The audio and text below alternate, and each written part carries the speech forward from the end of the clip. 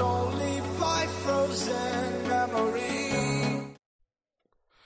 Right, so welcome back. Welcome back to another little podcast with your host, Tamim25. That's me, guys. That's me. I'm Tamim25, and welcome back to another little podcast with me and the T4 Army as we continue to talk about up-to-date and breaking news that's happening all over the world of YouTube and various other spaces. Okay, this is the only show you should be watching if you guys want up-to-date news about things that are going on in the world of social media and crazy things that just seem to be happening no matter where you are in the world. Crazy shit happens everywhere. So if you guys have just joined us today and it's the first time you've ever watched us live on the podcast, please be sure to slap a like on the video. Don't forget to subscribe with notifications on this channel and on the second channel, just in case for whatever reason we're unable to live stream on this channel or produce any videos for this channel. Be sure to be subscribed to both, because we had a little moment a little while ago where we were only able to stream to the secondary channel, so be sure to check that out if you haven't done so before. Links, as always, are in the description down below. And also, before we begin this little podcast, obviously I gotta start off by saying a couple of shout outs. We got the first person to smash in that door over at youtube.com is none other than Vert YT. That's right. Vert has taken is having this one-on-one battle with him and Denny's. Yes, easy. Denny's and him are going head-to-head. Literally, it's Vert versus DY Plays. It's just them two trying to break in that door with the first like, the first comment, the first view. They're doing it, okay? It's them two, and Vert gets it this time. He gets it like the dog that he is. Second in place, obviously, was Denny's. Yes, easy. And third, someone we haven't seen in a long time is DMK. DMK's back into the chat, as always, with the racial slurs. What's up? Welcome back. I took your streak away again. Holy shit. Hey, fuck your racism, bitch. Again, I want to apologize for being so late on today's podcast. We were meant to start about 2, I think, or 3 hours ago now. But today is the long weekend leading up to Easter Sunday, and we decided to go out and venture into the world of shopping. That's right. So basically, I got trapped being outside. I got home late, and then everybody else seemed to have very similar shit happening to them. So this is why we started the podcast so late. Also, we had Laura Quaid's fourth in command.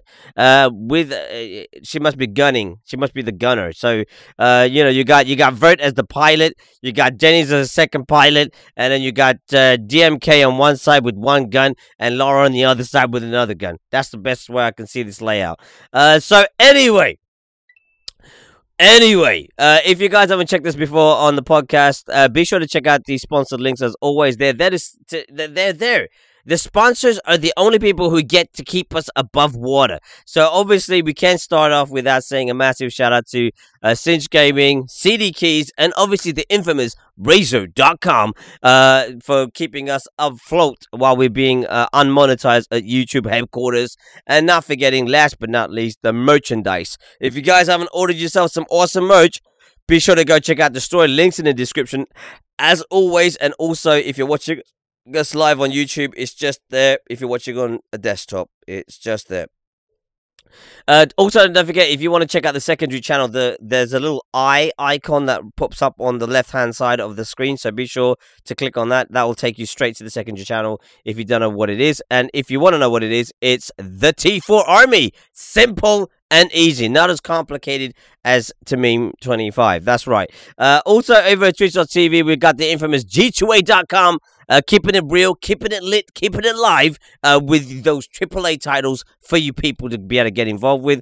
And not forgetting, last but not least, G4G and Streamlabs, maintaining all of those donations, those millions and billions, and even now trillions of donations that we get on a millisecond basis.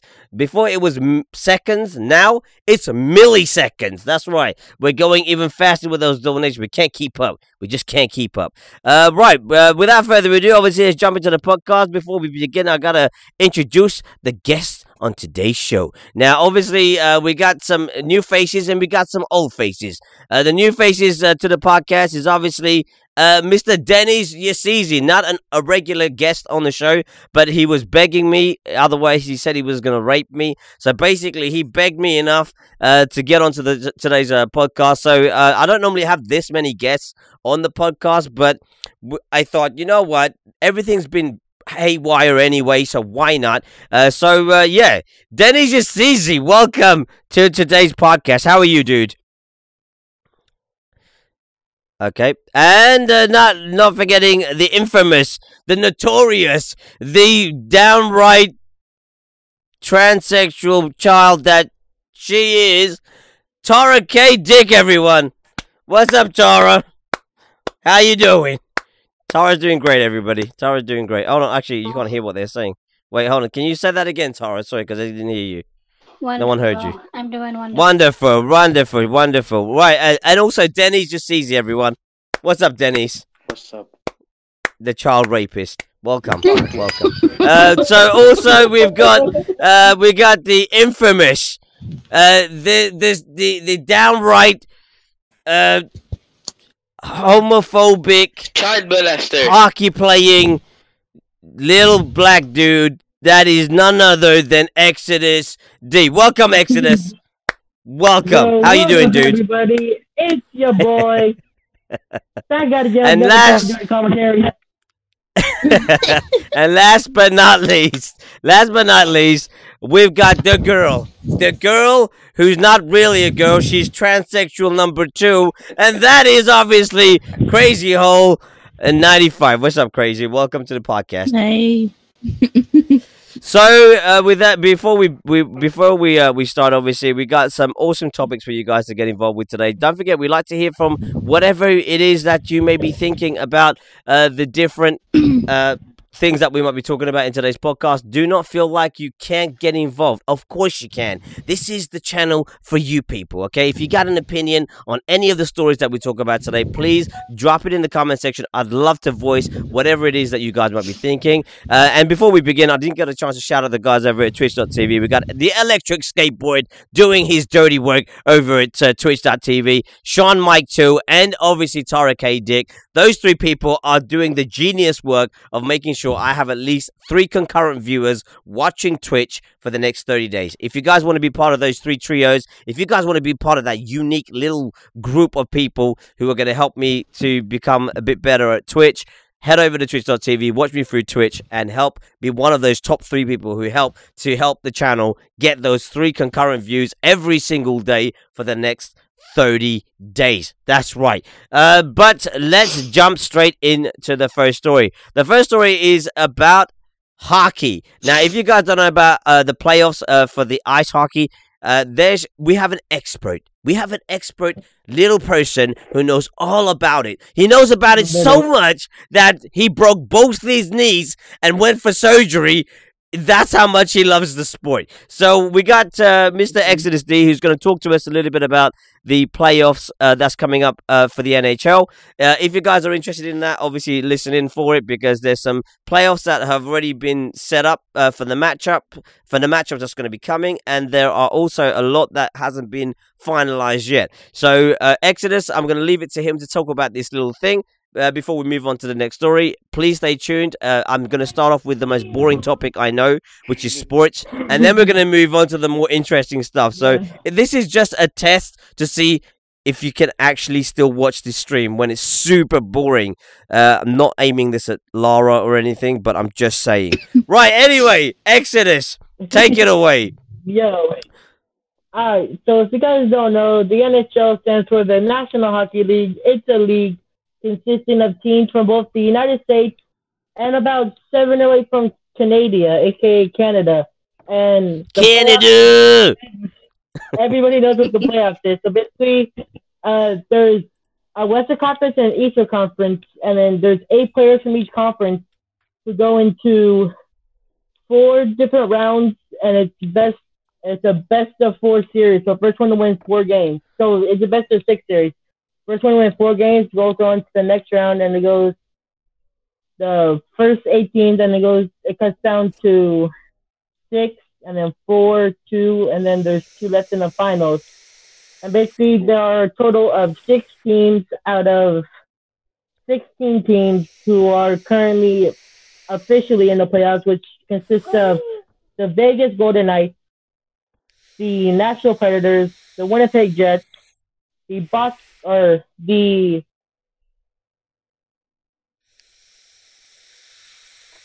Oh, has he just left Discord? Oh,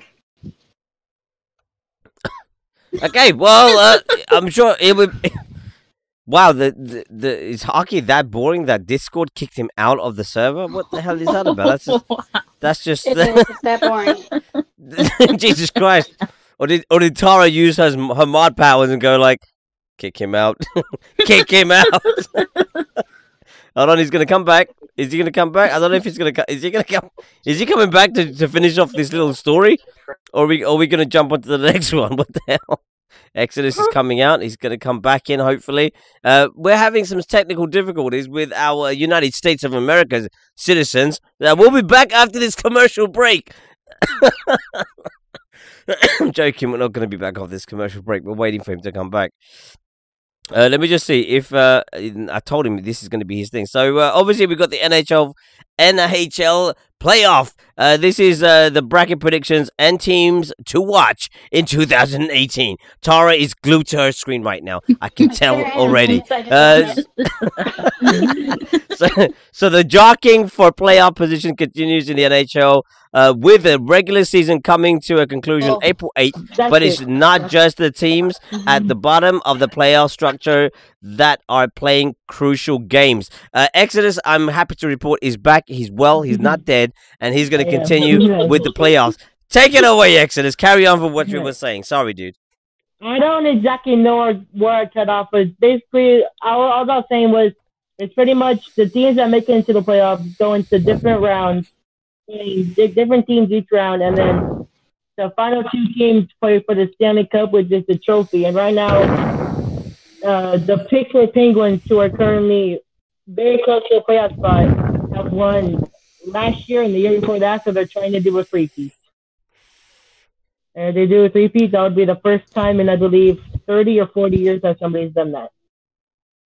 Wow. Okay, so there's some records that might be set very soon. The bracket predictions so far in the Eastern Conference is Atlantic Division, Boston Bruins, Tampa Bay Lightning, Toronto Maple Leafs, and in the Metropolitan Division, there's Washington Capitals, Pittsburgh Penguins, Columbus Blue Jackets, and the wild card is Philadelphia Flyers and Florida Panthers. And over at the Western Conference, we got Central Division, Nashville Predators, Winnipeg Jets, Minnesota Wild, and over at the Pacific Division within the Western Conference, we got Vegas Golden Knights, San Jose Sharks, Los Angeles Kings, and the wild card is St. Louis Blues versus Colorado Avalanche. That's right. So that's all the news we're going to give you about the playoffs. If you guys are interested in this topic a bit more, please let me know in the comments down below. If you think this is the most yawning topic that we could talk about, please let Exodus D know, because I don't want you to tell me about that. But it is one of the most, I think, talented sports that people play, where you are on ice with a hockey stick, a puck, and lots of very angry people who are ready to punch each other's lights out at any given time. It's a very interesting sport. So anyway, from that, we're going to move on to a very sad story. Okay, I know I don't like to talk about sad things on the podcast, but unfortunately, the time has come. Okay, everybody's favorite department store, everyone's favorite toy store, whether you live in a country full of terrorists or whether you live in a country that has 0 terrorists, I promise you, you know about this toy store. That's right, Toys R Us, or as they say in other languages, I have no idea how to say it. So I just kept everyone on the edge of it. I'll tell you what. Everyone was like, what? T4 knows another language? I don't, okay? I don't. But Toys R Us is going down. Literally, they are closing every single store worldwide. I thought it was just an American phase that they were running through with some difficulties in the toy industry in America, but it seems that's not the case. They are literally dropping every single store. They are firing every single employee, and it is very, very sad times for Toys R Us. Before we get the guests in on this little excavate that's going on over at Toys R Us, I'll play this little video for you guys. So enjoy as we just maximize the screen on this and play this little video. Please turn up your volume because this video is slightly low in volume. Toys R Us in Maplin have collapsed into administration. The collapse puts a combined 5,700 jobs at risk. One of the nation's biggest toy retailers failed to find a last-minute buyer.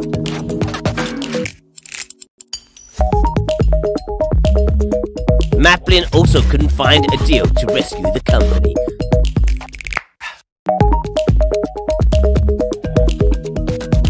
Toys R Us has more than 100 stores in the United Kingdom. Looks pretty empty. And 1,500 stores in 33 countries across the globe. That's a lot of stores, people. So that is the Toy Story. Oh, is this gonna minimize? What the fuck's it doing? That is the little video I wanted you guys to watch about what's happening with Toys R Us. And just some facts, some fun facts for you people before we get the guests in on this. Toys R Us reductions of up to 25% available across its range. Just to confirm, there is up to 40% now in all their stores. There's up to 40% of reductions in their stores. So if you guys want to grab yourselves a Nerf gun, I did. It's fucking amazing. Be sure to head over there right now because they are dropping prices like you wouldn't believe. All bikes have been reduced as well. So if you guys need a mode of transportation to get those suicide bombs to those locations, best time to buy a bike right now, okay? Hands down. So the other thing as well, the toy chain collapsed into administration this week, putting 3,000 jobs at risk. But all 105 stores remain open currently while they sell out all their stocks and try and pay the debtors, which they're probably not going to be able to do. Alternatively, customers can use their deposit towards the cost of any in-store purchase, provided that these are completed by the same date. And that's to do with people who have got any balances with their gift cards or anything like that. They all are literally going to become redundant. So be sure to use it. This is just a list of Toys R Us stores that are actually going to be closing. It's fucking loads of stores. When you look at this list, it's ridiculous. I mean, you know, it's quite scary how many stores they actually have. They have so many stores in the UK. And, I mean, there's a couple of annotations here from a couple of comments that have been left. Even at half price, their toys will still be more expensive than other toy shops. And this is fact. And this is what's caused Toys R Us to lose a lot of their customers, is the fact that their toys versus other toy stores are so much more expensive. And I think that is a fundamental flaw to their actual issue that they've had with their with their company. But let me just bring the boys and girls into this. So I'll start off with the British-made, British-grown Crazy Holes, who obviously used to live here in the United Kingdom, is now currently in America. And basically, she obviously she grew up here in England, and she knows about how Toys R Us was a very famous toy store in the UK. So I mean, obviously it's a global brand, and I want to start off with Crazy Holes. What do you think, Crazy Hole? I mean, this is tragedy, right? This is tragic. Yeah, because I used to go there all the time when I was a kid. So I used to get all the toys and all that kind of stuff. Yeah. And now my childhood kind of store is kind of closing down and isn't going to open up anymore. So, yeah. the administration took a big shit on your history, right? Yeah, pretty much. It's sad. It's so sad to see. But you know, the thing is, it's sad to see. But this is a fact of the current climate of where things stand. I mean, if big toy companies like Toys R Us can't stand up by themselves, the Toys R Us is linked with Maplins as well. Maplins I don't know if do you guys have Maplins in the United States? No, we don't.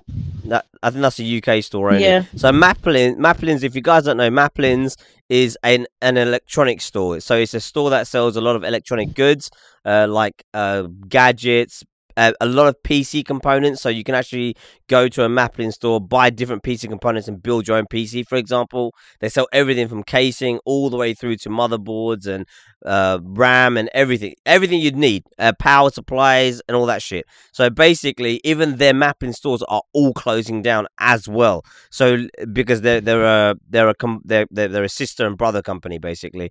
So literally, people have been running into Maplin stores, buying shit from them and selling it on eBay, selling it on Amazon for a lot cheaper than what you can buy in Maplin, because of how much of their PC stuff is going basically.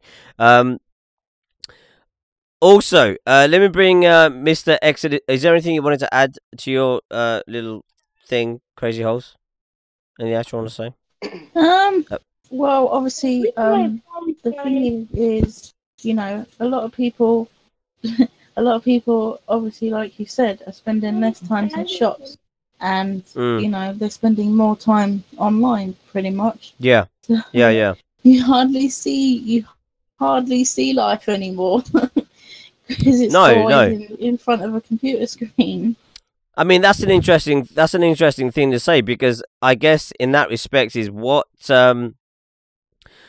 obviously, you know, the kind of impact that this has on the community, the impact that it will have on people's jobs, people's livelihood, you know, it must be quite daunting to know that you're not going to have a job in a few months' time. It's all going to be gone. And I think, you know, as well as that, it's scary to think that the way that we behave as a society now, in terms of where we purchase our products from, where we buy things from, isn't actually the way maybe our parents used to do it, or their parents used to do it. It's a completely different ball game now. You know, you're on the go. You got your phone in your hand. You want to order something, you just go to Amazon. If you got Prime, it's next day. If you've got, you know, if you're on eBay, you can just pay through PayPal. Even money wise, even the way money is used is a different thing altogether. And I think all that is has a big impact on how things go, and I think without any what the hell is going on here? DMK just deleting everybody's comment. Sorry guys, DMK's moderator over at YouTube, so he's literally, if he feels something is not the way it's supposed to be, he's going to keep deleting it. I will let you know, you have 3 messages per account before the timeout. Jesus, DMK's not fucking around. Bro, stop it though. It ain't cool. Chill out. Behave with your comments, people. Behave with your comments. Please stick your comments to the relevant topic that we're talking about. Don't go off subject, because DMK will fuck you up. I'm not even gonna lie. Okay, he will rape you. Okay, with you, and so will Denise. Denise is there as well. Yeah. Sorry, Crazy. What was you saying? Yeah, but also that's the same as well with Woolworths. Woolworths was an amazing shop.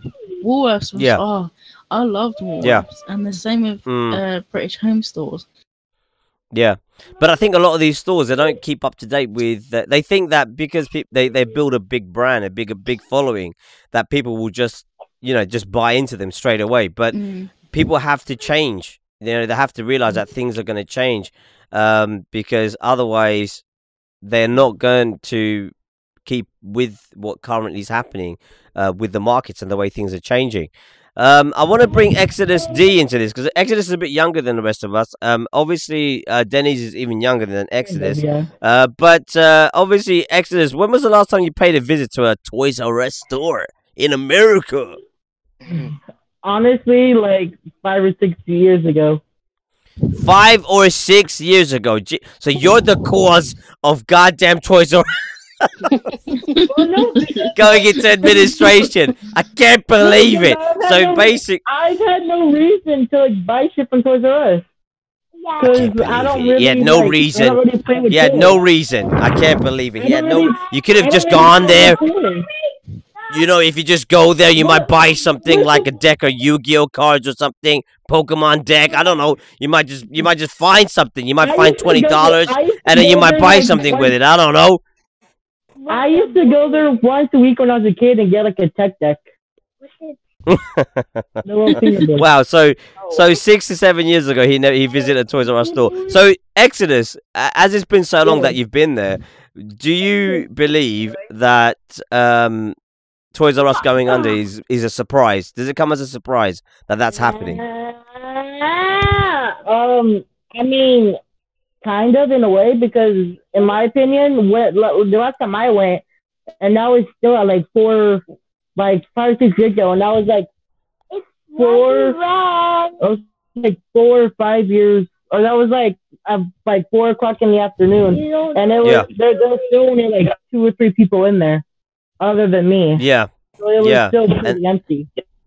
Yeah, I mean that is quite sad. I mean, have you been recently to see what the sort of reductions are like? Not really, because I can't really do much with my knees. But I'm gonna see if we can go maybe like on Sunday or something. Yeah.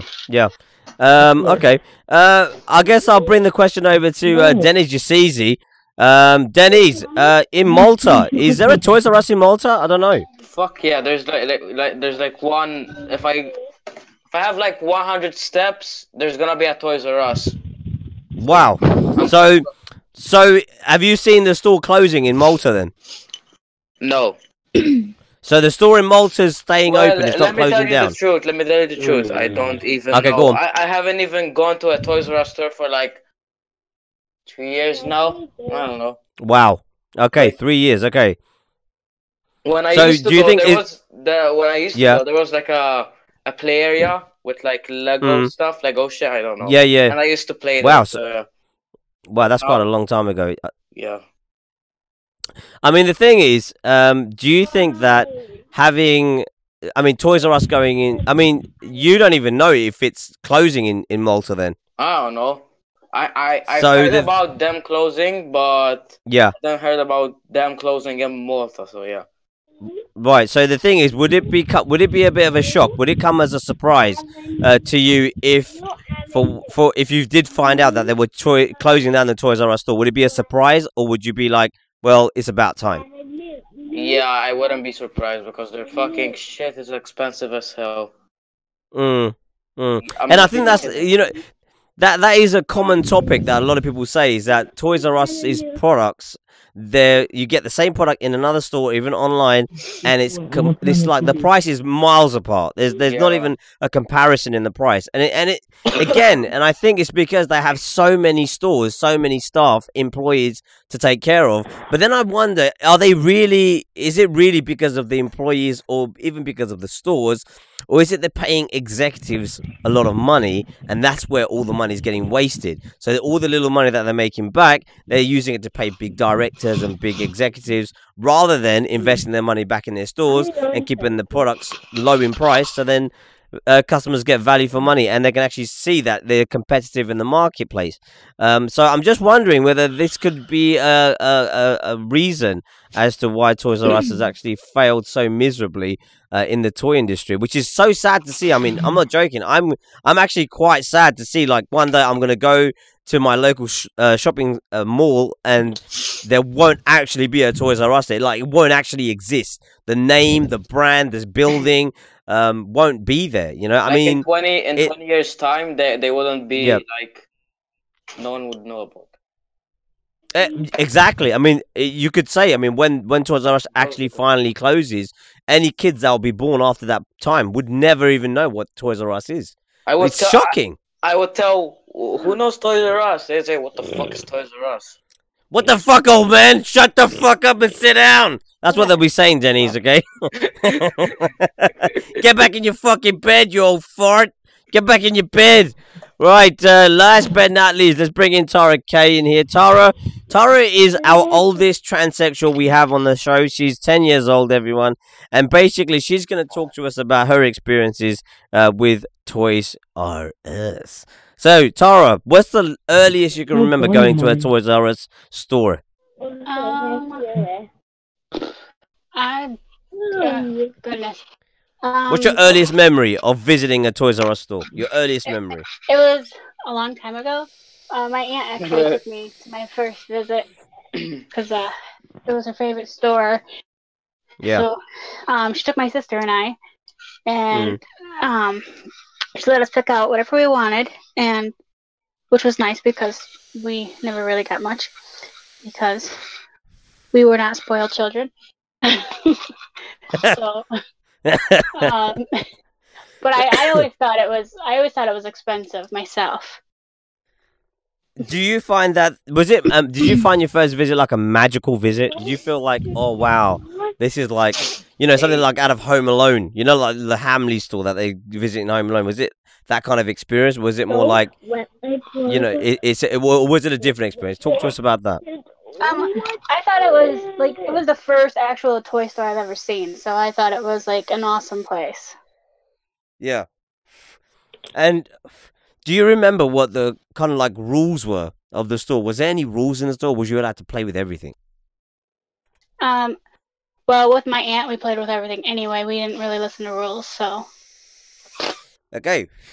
Lawbreakers it is. Exactly. So, I mean, the thing is, it's coming to a point now where obviously this kind of stores are closing down. When was the last time you visited a Toys R Us store? Like, recently? What was the most recent time? Oh my goodness. If I say, I'll be showing my age.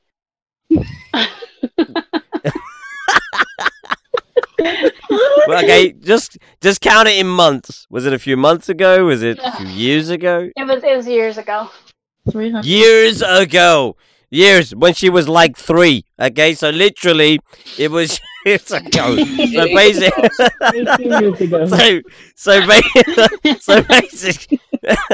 basically those many years ago when you went. Exactly. Do you find it that the shopping habits of people have changed so dramatically that I mean, everyone says Toys R Us is expensive, and I'm just thinking, is this always been a trend? Has it always been the case that Toys R Us is an expensive place to buy toys from, and there's so many other places you can get the same product for a cheaper price? I mean, talk to me about that.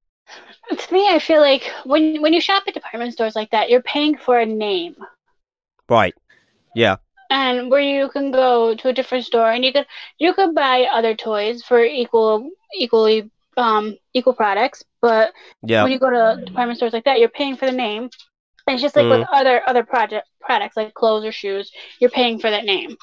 So that's right. I feel that's what you're doing. Okay. I mean, the thing is, I mean, and I think there is some truth in there. I mean, they do kind of try to hang on to that name a little bit too much, where people aren't stupid, people have, especially when the internet age came into place and you could literally just fucking find everything you could need. I mean, literally, even we go to the toy store and we might be in there looking at a particular thing, and then I'll just Google it and see how many other stores have got it and how much it costs. And Toys R Us, 9 times out of 10, is the most expensive place to buy it from, which is a little bit of a tragedy, I think, in a sense. And your mum's is crying. Marlene, why are you crying? Okay, get over it. Just get over it. I mean, it'd be nice. It'd be nice to hear when was does Marlene remember when Toys R Us was it around in her time? It was 1957 is when it opened. Wow. Okay, so 1957 is when Toys R Us came into existence. So how old was your mum back then? She would have been 3.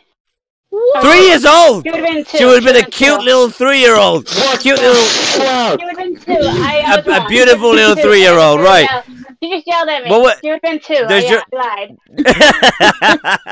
Does your mom remember the first time she went to a Toys R Us store? Does she remember it? No. Ask her.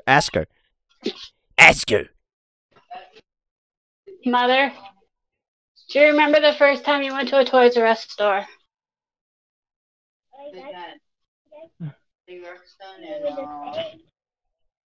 That's the first time you went was when you got my Teddy Ruxpin.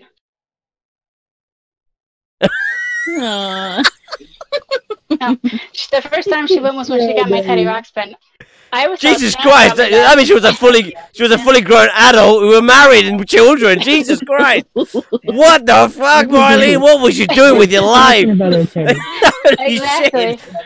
That means back in those days, Toys R Us was if you weren't a millionaire, you weren't going to Toys R Us. Okay, you had to be fucking rich to go to that store. So it seems like the franchise has carried their name all the way through, and I think it's no surprise. Got my brother's I think it's from there. I mean, it's quite a telling story. I mean, I think it's kind of an inevitability that was going to happen anyway. With what would happen with Toys R Us in the end anyway.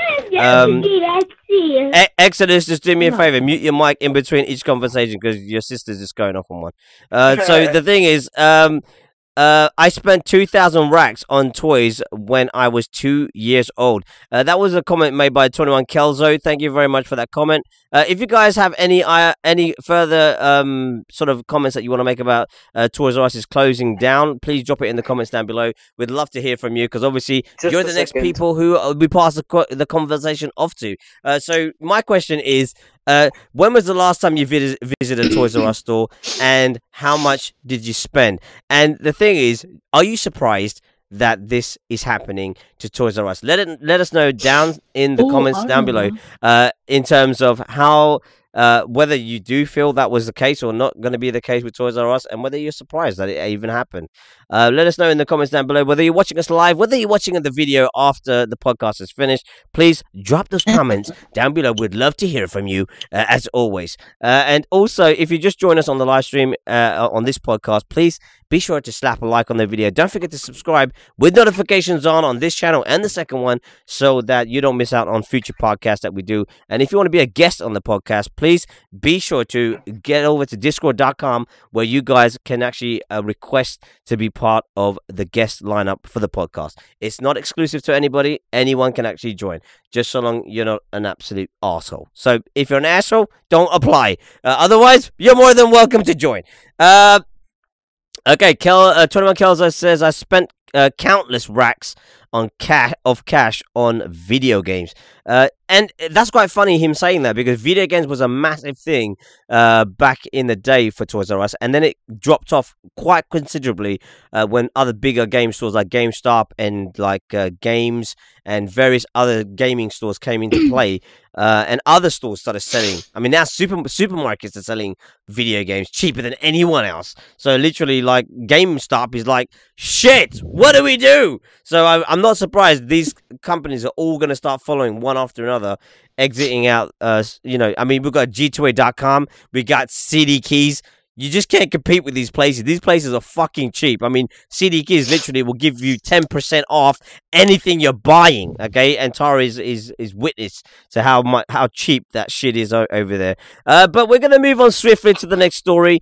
Please keep those comments dropping in if you want to get involved, and if you have anything in particular to add to the current topic. The next one is from the Independent, which is to do with this. This really it's another sad story. Okay, it's another sad story. The conviction of Count Dankula sets a dangerous precedent for freedom of speech, and that's basically this YouTuber called Count Dankula, who became infamous and well known in social media. Basically because of this little prank that he decided to kind of do. And then decided to film it and post it, and this is where he kind of got a lot of backlash from this. This story comes from Friday the 23rd of March, so it's a week ago thereabouts. But it's a very interesting story about what happened with Count Dankula. Before we jump into the story itself, I just want to play this little video for you guys. So be sure to increase those volumes so you can hear even if we all hate each other. Freedom of speech affects every single one of us at the end of the day, so it's something that we should all join together, put our differences aside, and help each other protect each other's rights. Okay. Even if we fundamentally disagree with many things that the other people are saying. Even if we all hate each other, freedom of speech affects every single one of us at the end of the day, So it's something that we should all join together, put our differences aside, and help each other protect each other's rights. Even if we fundamentally disagree with many, many things that the other people are saying, freedom of speech affects all of us because it is a human right, and at the end of the day, regardless of what anybody thinks, we are all still human.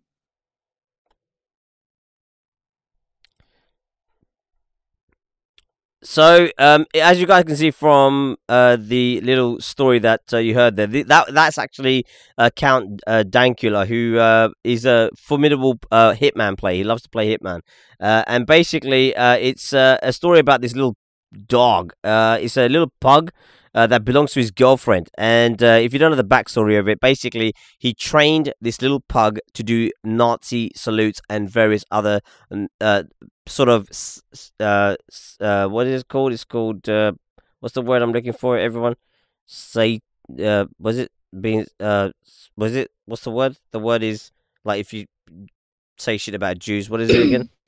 Racist. What's the word? No, it's not. No, anti-Semitic. No, that's right. Anti-Semitic. That's the actual word that you need to use when you're taking the piss out of Jews. And basically, call me an old stick in the mud, but any joke that conjures up an image of the Holocaust, child abuse, rape, that sort of thing just isn't for me. Racism, too, for some reason, doesn't float my comedy boat. I tried to get into Bernard Manning as a kid, but the fact that he relentlessly called people like me the packy word put me off him a bit. So basically, this is from the Independent, like I said before, and the guy who wrote this, he doesn't actually have, he's not for sort of protecting this guy from the joke that he made. I think we've learned from PewDiePie, from Logan Paul, that there's a limit. There's a point where you can't. There's some things you can say, and there's some things you can't say. And I think when you push things, I mean, like for example, black people using the N-word. Technically, no one has a problem with it if it's describing another black person or whatever it is. Even if they're calling a white person the N-word, it doesn't really matter. But if it's the reverse of any other race using that word, there's a problem there. And it's because it describes a time of a type of people that were in a particular position, and it's never gone away. That word was used to describe that environment, that time, that culture, whatever you want to call it. It described a specific time, and there was a specific race that was using that word to describe another race to put them in a difficult place. So the thing is, all these different sort of words that we don't use to describe certain races or nationalities or religious people or whatever you want to call it, or people of faith or whatever, is not because the words are bad in themselves. It's because the words are associated with a time that is a reflection on those people and the time that they would have been in. So like there are a lot of people who have ancestors, who have family trees of people who were in the Holocaust, for example. People have family trees of people who were in slavery on the cotton fields. So then there's certain words that would automatically trigger off emotional response. It would make people feel like angry, and it may become like they may become violent, or they may become abusive themselves or whatever, because the word is provoking like a specific kind of statement or a specific kind of issue. No worries, Tara, we'll wait for you when you get back. So all of these things play a part. Now Count Dankula's particular scenario of what he did, I'll read through this just to get you guys up to date with what happened with him. So basically, blah blah blah blah. So Mark McCann, aka Count Dankula, made a video of himself training his girlfriend's pug dog to do a Nazi salute, and has been convicted in a Scottish court of inciting racial hatred. The charge is so ludicrous, I'm half expecting the RSPCA to step in to defend the dog. So after the no, we don't need to worry about that.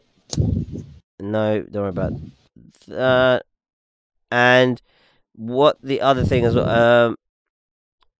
he starts saying that he's okay. So he starts by saying that his girlfriend thinks the dog is very cute, so he was going to teach it to be the least cute thing in the world. So the mindset you got to think about is, one, why? What's up, Jack Ping? What you got to think about is, why would someone who obviously is with somebody else who has a dog and they think their dog is cute, why then would they go out of their way to produce something which ultimately would make the person that they're with, who they're obviously in love with or partnered with, whatever you want to call it, why would they want to do something to make them upset? I don't understand. It didn't make any sense to me. When I read this, I didn't really get it, like the mindset. So basically, make it the least cutest thing in the world, a Nazi. I think we can all agree with him there.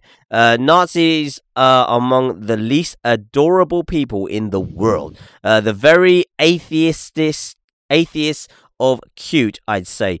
In the video, we see him teach the dog to do the Nazi salute at the command of, and I find these words hard even to type, gas the Jews. That's right. So when he would say the word gas the Jews, the dog would actually do the Nazi salute with the same intonations you might use when telling a dog, "Here, boy." So basically, so the thing is, the guy's got a smug on his face, but he's not anymore because he's been found guilty of doing something really stupid.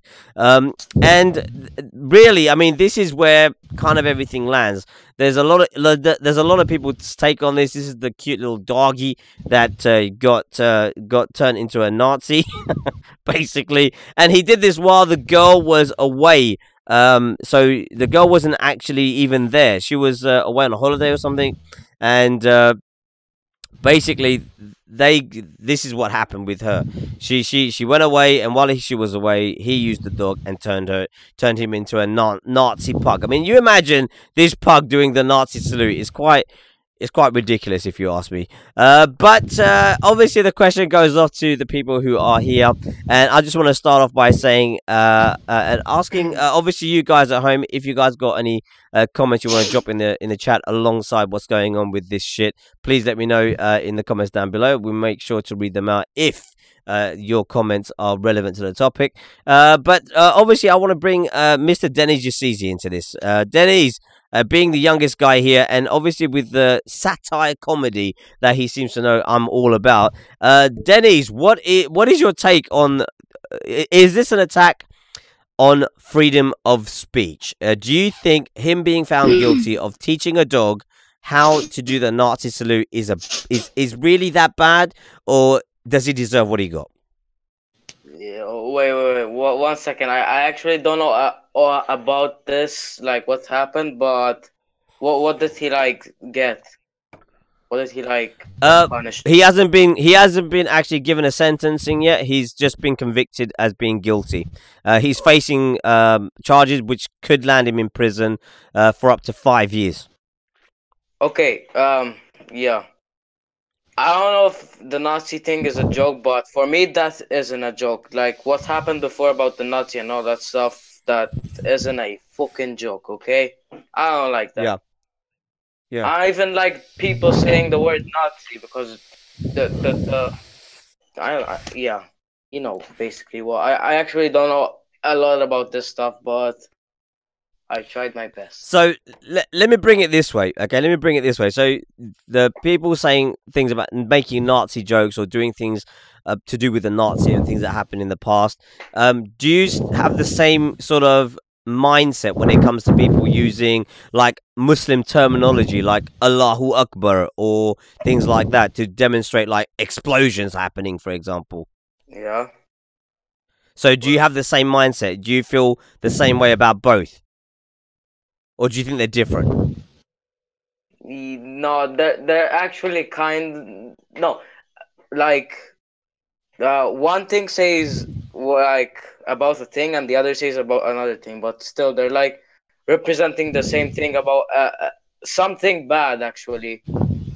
Right. Okay. So so you know when someone is making a joke using like the terminology Allahu Akbar, and then they may show something blowing up, for example. Do you see that as just as bad as someone turning a pug into making the Nazi salute for when they say gas the Jews? Just as an example. Do you see it as the same thing, or do you think there's a difference? Do you think that one's worse than the other?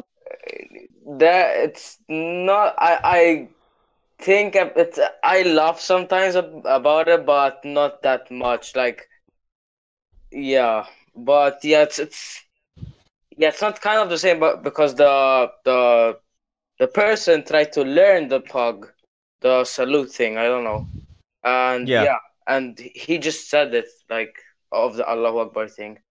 He just says it. If he says it once, that's okay by me. But if he says it repeatedly, then I'd be pissed. Okay. Right, Mr. Exodus D. I'll bring Exodus D back into this. What is your take on this? Do you think this guy, what he did with this little pug, do you think do you think it's as bad as what people are making out to be, or is making jokes about Holocaust, about anything to do with the Jews, is just not on?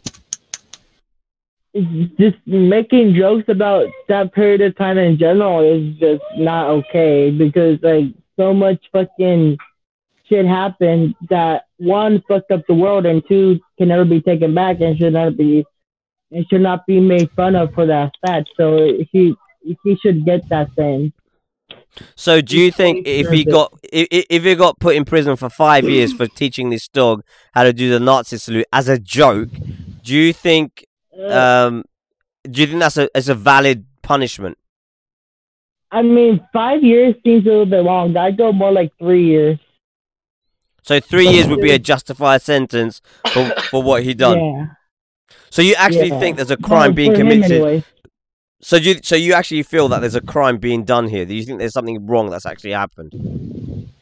I mean, in a way, no, because he did it as a joke. But you can really like walk up to somebody like, "Hey, I got a joke to tell you," and they can shoot them dirty back. Hi, isn't that so funny? And people can consider that a joke, but it's still murder. Yeah, so yeah. I mean, the thing is, I guess. Be a joke. Yeah. I mean, I'll bring the same concept that I brought to Dennis to you. When you hear someone using the Muslim slur Allahu Akbar, and then you see a vision of something exploding, whether it be a bomb going off or whatever it is, a lot of YouTubers are using it at the end of their video just to make a fucking joke out of it. So should that be? Would you say that is on the same level as someone saying something about Jewish people? Or do you think it's different? I mean, I feel like it's like kind of the same, but same time completely different. Because I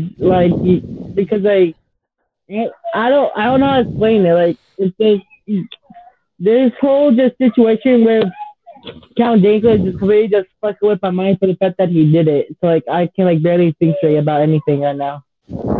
Right. Okay. Right. Crazy Holes. Let's bring you into this. Crazy. What's your takeaway from this crime? They're saying it's a crime that's been committed. Do you think there is a crime here to be answered for? Do you think there should be some sort of repercussion? Do you think he should face prison time for what he did? I mean, obviously this pug didn't know this before and learned it afterwards, which he taught him to do. Do you think there's something here? To be honest, I mean, at the end of the day, I mean,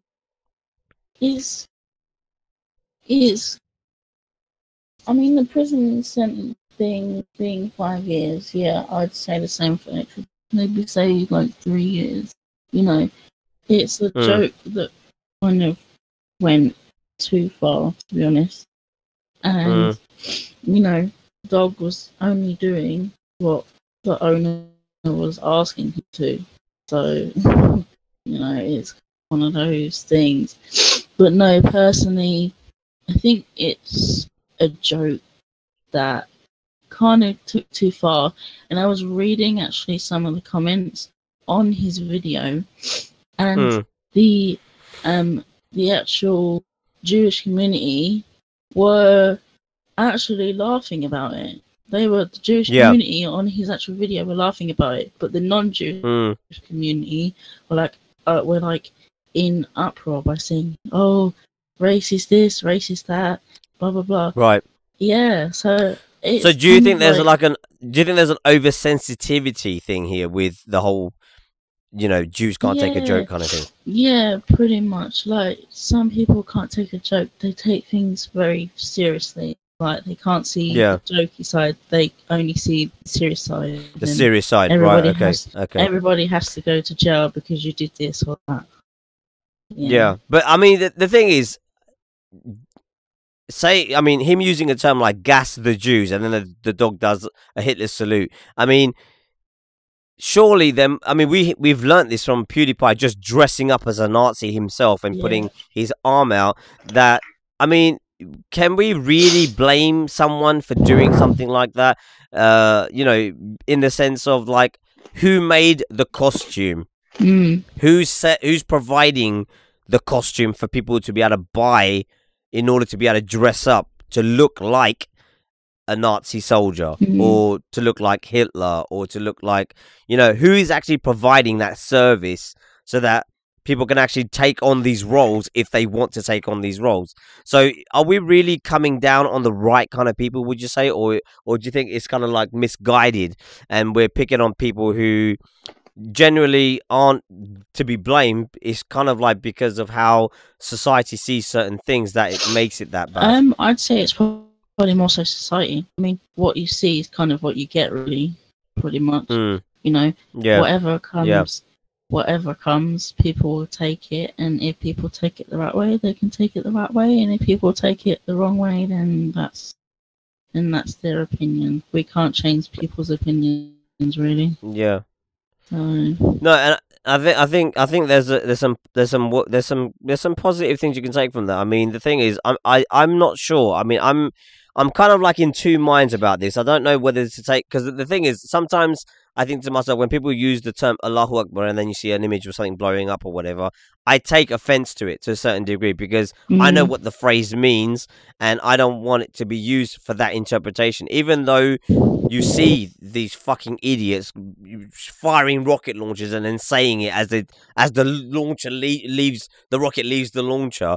And it stems from that thing, this is what it stems from. Whereas you go to a mosque and you'll see every Muslim standing there saying that out loud, and then you think, what are they going to do next? Blow the fucking mosque up? It takes something which is actually quite serious and makes it into a joke, which isn't a joke.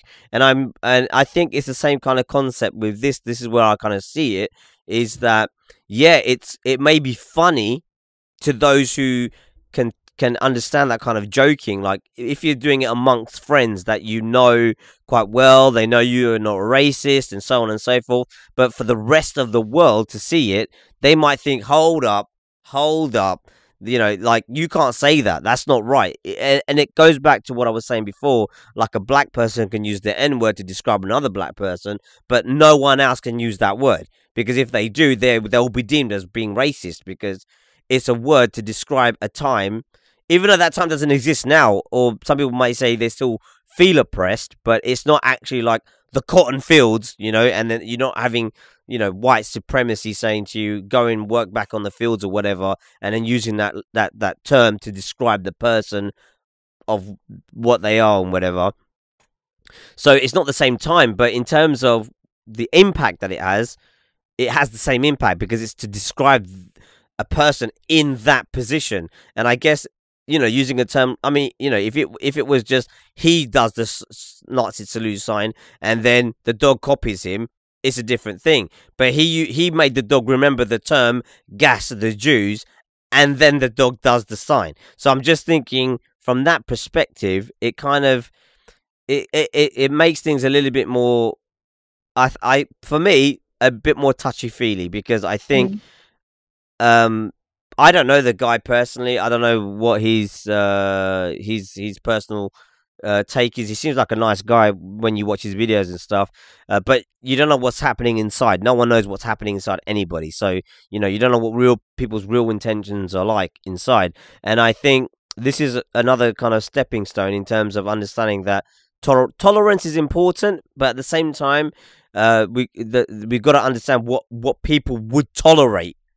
You know, we talk about tolerating each other, but we've got to understand also what people would tolerate. And you could say, oh, it's, you know, people saying, you know, you should be cautious of what you're saying because you're going to hurt someone else's feeling. But telling someone to fuck off and telling someone they're you know, that they're a Jewish prick or something is two different things. You know, it means two. You know, it's one is targeting everybody, and the other one is being very specific.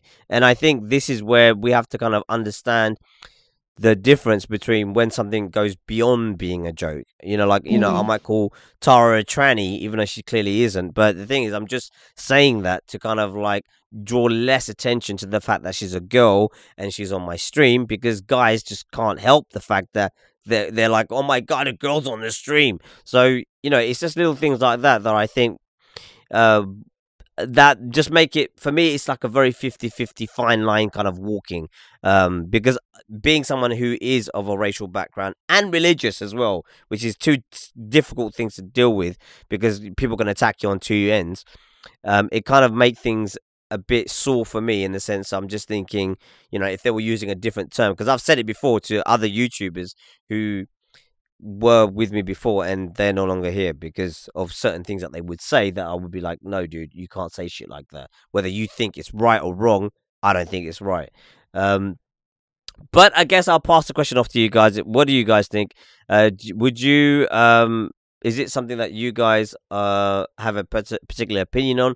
Where do you stand on this fence? Do you think him using the words gas the Jews is justified for his dog to then do the Nazi salute, or do you think we're just blowing this out of proportion? Is it just we've just been too sensitive to historical facts? Maybe, I don't know, but you know, should we be turning those historical facts into jokes? I don't know. Let me know in the comments down below if you're watching us live. If you're watching us after the podcast is finished, we still love to hear from you, so be sure to drop those comments down below. We read them, and if they're of anything of interest, we will actually report them back on the next podcast, which is next Friday. Thank you very much, guys. I don't think Tara's back yet, is she? Is she still gone? Yeah, she's still gone. So we'll get Tara's opinion on that maybe at a later point. Next topic is something which happened. Oh, is she back? Yeah, she's here. No. She's here. Wow. Is she back? Hold really? on. No, she's not here. Yeah, she's here. Hold on. Okay, she's here. Is she gonna Tara? give her opinion? Hold on. Oh, Hold on. We'll see if she's gonna come on, unmute her mic and give us her opinion on this particular topic before we move on. I don't really generally revisit topics after we move on from them. I want to give her a chance. Just to get your taste buds warming up for the next topic, we're going to be talking about the Austin bombings that happened in Austin, Texas, and obviously the suspect that has been found, I guess, because obviously, if you guys didn't know, the last bombing that he set off killed him as well. So cheers to that bomb failure. But but you know, at the same time, it's a tragic thing that happened, and I don't know if she's going to be making it back before I hit play on this video. What is she saying? Sent a friend request. Okay, Jack, no problem. I'm just waiting to see. Will she come back? Will she not come back? Tara, you ready? Not ready? Maybe ready? Great. Crazy's just going to give her a quick message, see if she's ready or not ready. Let me know if what you guys are thinking down below in the comments. Let me know what you think about the current situation with this little with Count Dankula. What do you guys think at the moment? Is it something, you know, that bothers you, doesn't bother you? Let's see. Is Tara coming back? Well, we're just waiting for her to pop her head around the door. Okay, me back. Did I lose something? Like, No, you didn't lose anything. Denise, is there anything you want to add to this little topic that we're on at the moment with the Count Dankula? Yeah. My mind's You're done blank. with it, right? You're done with it. Yep. I love it. You come on the podcast and your mind's blank. Before the podcast, he's got all these ideas. I keep getting kicked from Discord. Oh, she keeps getting kicked from Discord. So she actually is trying to come in to do this. Same as me. That happened to me twice today. Like in the spot. Let me move her out of this chat and I'll move her back in again. It depends on what device you're using, because right now I'm on the laptop, so it probably is better. Let me move her here. And yeah, whenever I'm on my phone and I use a different app, it kicks me out of the chat. Yeah, her name is behaving a bit strange. Sorry about this, guys. We're having a slight technical difficulty here, where I can't actually move Tara K back into the. Why is there? Hold on, let me move. Let me try and see if I can invite. Oh, here she is. Hold on, I moved her back in again. Let's see if she can unmute her mic. There we go. Yay! Tara! Welcome back, Tara. Welcome back. Everyone's left the live stream now. Welcome back. Right, Tara, you better give us some really good information here about your opinion. Otherwise, yeah. Right. Okay. So, Tara, what is your takeaway from what we've been talking about with this Count Dankula and the Nazis saluting pug?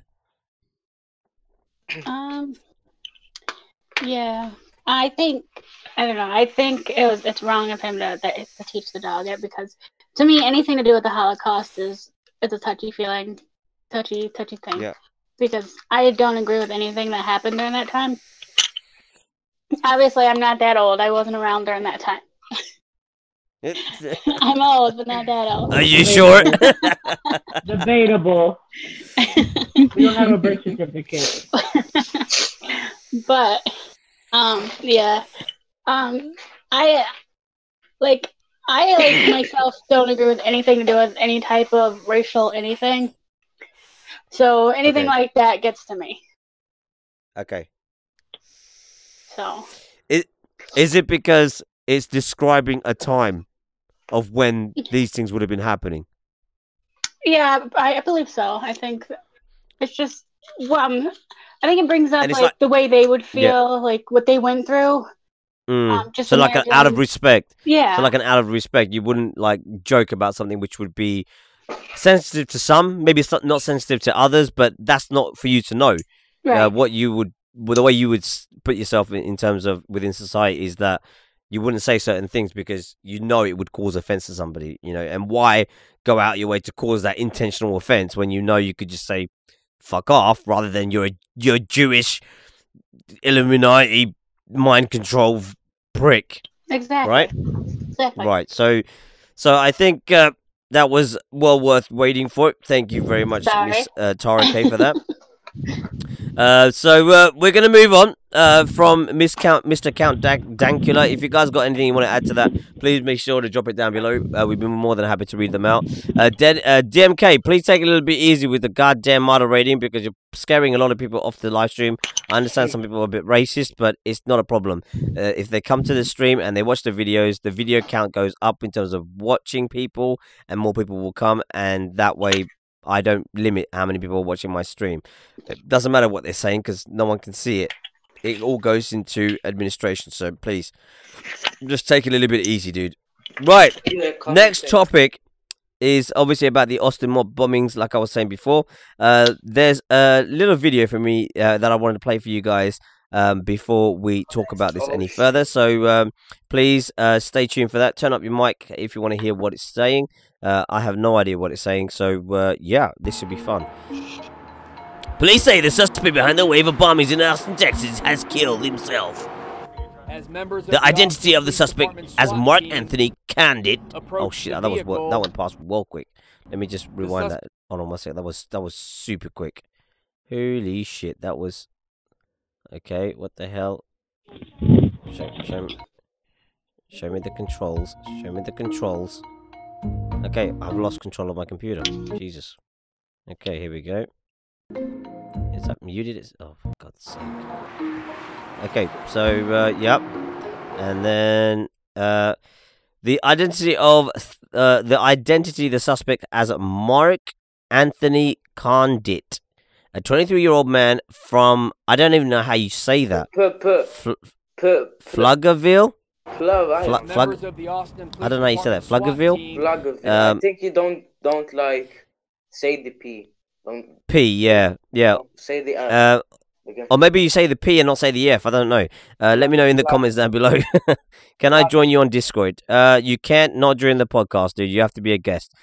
Chief Brian Manley, Austin Police Department. As members of the Austin Police Department SWAT team approached the vehicle. Yeah, there's the audio for you. The suspect detonated a bomb inside the vehicle.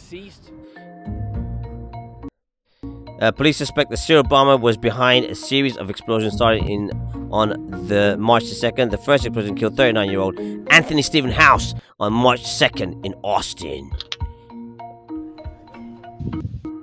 And the other killed 17-year-old Darylyn Mason. The blasts all came from package bombs left on doorsteps or porches. The fourth explosion came from a package left on the inside of the road on March 18th. It injured 2 white men. I love how they put the race in there. We got tripwires there in the grass. They're going to come and retrieve and pull them back. We do have some more stuff active. So we've got a little broadcast from the dispatch here. This video has been updated. Correct. Mark Anthony is age 23 based on public records. Earlier, police identified the suspect as a 24-year-old suspect. So they're just making sure that they get the facts right. Good job. Good job, CNN. No more fake news. That's right.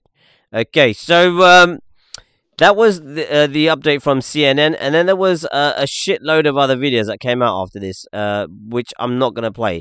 There was things about the newly released... We got it from our affiliate, KEYE. Pause it. There was a lot of extra things about the seal bomber kills himself with explosive device, and then there was police, Austin's suspect killed self with a bomb. Trump on Texas bombing. These are the sick people. Fifth explosion rocks Texas. 2 injured in explosion, and say whatever. But I don't want to dawn on that too much. Basically, what I really want to do is bring you guys into this in terms of what's your takeaway on this, okay? So if you're watching us live on the podcast, please be sure to drop your comments down below. I'd love to read them out if you have an opinion on the Austin, Texas bombing that happened. There was a total of 4 bombings that took place in the area within a very small radius of Austin, killing numerous people, whether white or black. There are some stories behind whether it was black targeted or whether it was more white targeted. We won't jump into the racial side of things. Lives is lives, okay, at the end of the day. So the thing is, what I'd say, my personal opinion and my personal sort of takeaway from this is that the world is getting a lot more freakier, okay? That's what I'm going to say. Things are getting more and more crazy, and in terms of what is tolerant of people is getting more out of control. And I think Tara touched on this quite interestingly enough, in the sense of we've got to kind of claw things back. We've got to take more of that stance and that opinion that we're all human beings, and we've got to stick with that. We can't run away with it and let it run away with us, because I find that the more we get away and start to cause these friction between each other, we can't. It doesn't help to bring people together, to understand people who have difficult times understanding different people, and it causes this division, this friction, this indifference between people, you know, whether someone is gay or not gay or straight or black or white or Jew even or Muslim. We start putting up these different names with people, and it creates these barriers, these walls, and then it gives people who have this idea of they are different an entrance, a way to get in, a way to get into your mind, a way to get into, you know, maybe your church or maybe your mosque or maybe your school or maybe your college, university, the group that you're within. and they start to influence what people are actually thinking and create more and more division within society rather than us working together as one human race. We start working separately and on different things altogether. What's up, Elijah James? Welcome to the podcast, dude. Thank you for joining us today. So just to give you a couple of information about the actual bombing, there were three package bombs which were left at victims' front porches and all in their yards in the East Austin homes over the course of 10 days, terrorizing the Texas capital. Then came 2 additional bombs this week using different tactics as anxiety mounted. Finally, after 19 days of fear sweeping the city, police said a suspect in the bombings killed himself earlier Wednesday with an explosive device as they were closing in on him in Round Rock, north of Austin. Police said that it was a 25-year-old male identified as Mark Anthony Condit, as I said before, was responsible for the bombings. They are still trying to figure out the motives for the attacks, which left the city reeling after the two deaths and injuries of several others. So there's been a lot of speculation around that. There's been there was a 75-year-old Hispanic woman was wounded in a later blast on March 12th. Authorities didn't immediately release her name, and on March 18th, obviously the last explosion happened where the guy killed himself. This is one of the victims, Anthony Stephen House, and there was another victim, Dowling Mason, and I don't think there's pictures of the other victim because they didn't actually die. They only suffered injuries which weren't deemed critical. At the sound, there was the Austin Sound Waves program offers. I don't think that's of any relevance. Nope, it doesn't offer any relevance whatsoever. Okay, it's just some background story on the 2 victims that actually died during that. That I would call it a terrorist attack. Okay, homegrown terrorism is happening everywhere. But I just want to bring, obviously, Tara K. Actually, I'll bring Tara K into this one to begin with. Tara, what's your personal takeaway from the Austin bombings? Obviously, living in America, I know Austin's quite far from where you live, but let us know. Let me know what do you think? Do you think there was enough done to protect people from this kind of crime from being committed? I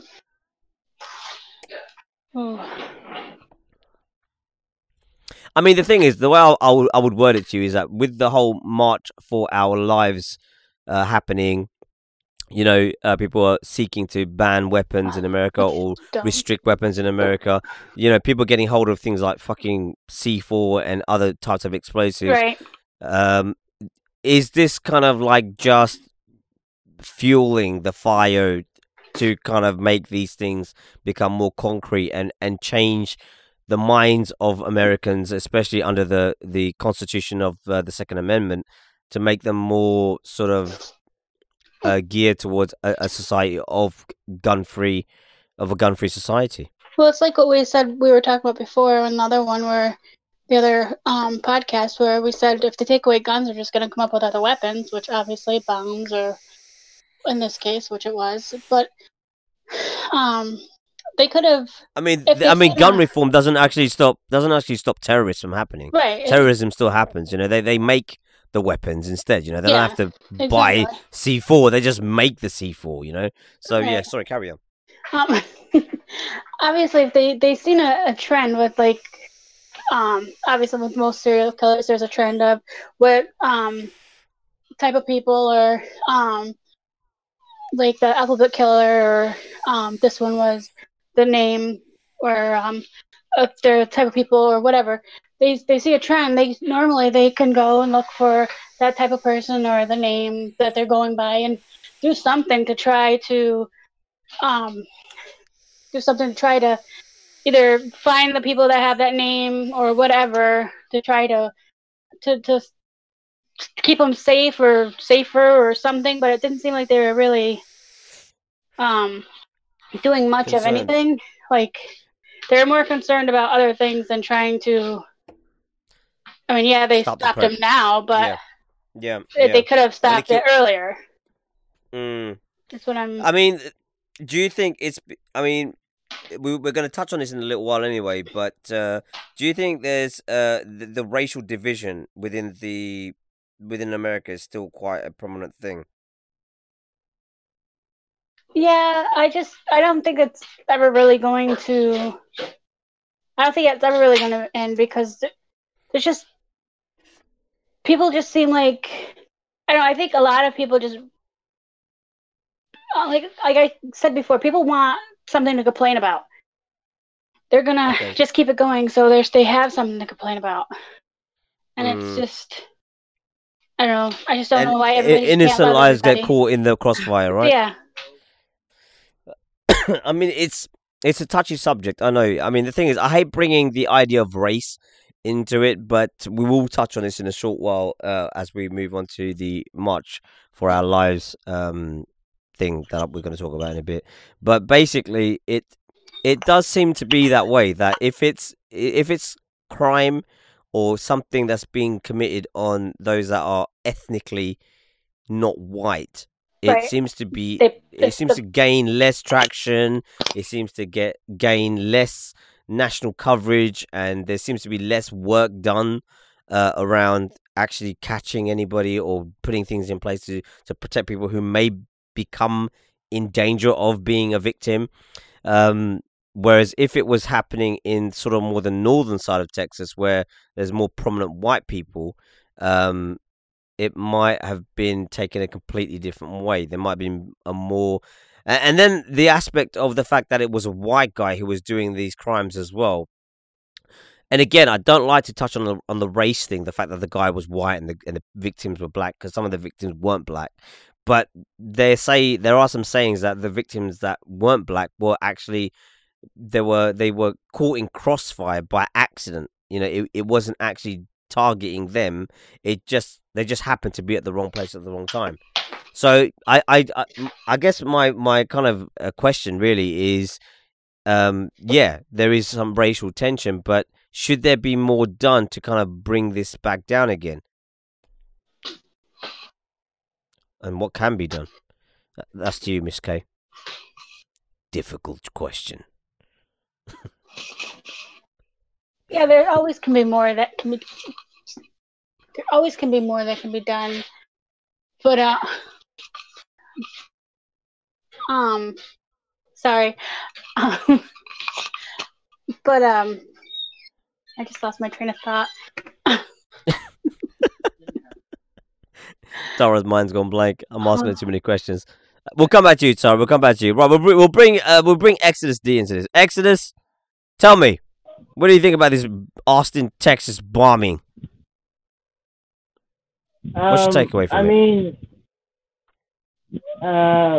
I mean, the same thing I was just talking about when I just thought when you said when if we take away guns, there's going to be people that are going to find other ways, and bombs obviously one of them, and it's just ridiculous how someone can just do something and then fucking just kill themselves and just everybody just tries to forget about it because he's dead. Like, there should still be like people should try and figure out like why he did it, not just he's dead, let's not worry about it. It should go deeper than just he did it and that's it and he's dead now. I mean, do you think that that is a white guy with a grudge against black people and he just wants to kill people who are black? Can it be that simple? I mean, it could be, but it can also be way more complex than that. Like, it can because be obviously we just fucking over shit. Yeah. I mean, I see what you're saying. I see what you're saying. Mr. Dennis Yassisi. Oh, no. What is your takeaway on this little topic with the Austin bombings? Before we talk about it, just saying, I actually don't know a lot. Like, I don't know the whole thing that happened, but yeah, I hardly watch any news, but still, I heard about it on the internet, and I did some research as well. Yeah, I mean the thing is, I mean all I'm really trying to gain is what's your personal takeaway from these kind of these kind of things that are happening in America. I mean, obviously, you know, this kind of thing happening. Nowhere do they mention the fact that the guy could be deemed as a terrorist, that it's homegrown terrorism, that it's that it can be classed as terrorism because he's not a Muslim guy, maybe. But the thing is it is an act of terrorism, is it not? Yeah, it is. In America, yeah, it actually is a lot.